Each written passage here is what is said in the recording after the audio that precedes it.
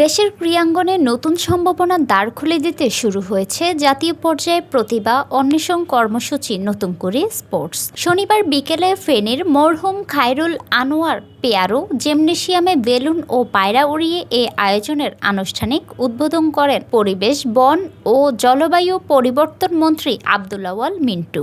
এদিকে একই সঙ্গে ৬৪ জেলার ভার্চুয়ালি যুক্ত হয়ে সিলেট জেলা স্টেডিয়ামে উপস্থিত থেকে কর্মসূচির উদ্বোধন করেন প্রধানমন্ত্রী তারেক রহমান। ফেনীতে মন্ত্রী আব্দুল আউয়াল মিন্টু বলেন, নতুন করে স্পোর্টস দেশের ক্রীড়াক্ষেত্রে নতুন অধ্যায়ের সূচনা করবে। দেশের বিভিন্ন প্রান্তে অসংখ্য প্রতিভাবান খেলোয়াড় থাকলেও অনেকেই সুযোগের অভাবে সামনে আসতে পারেন না। এই উদ্যোগ সেই অদেখা প্রতিভাগুলোকে খুঁজে বের করার একটি বড় প্ল্যাটফর্ম তৈরি করবে।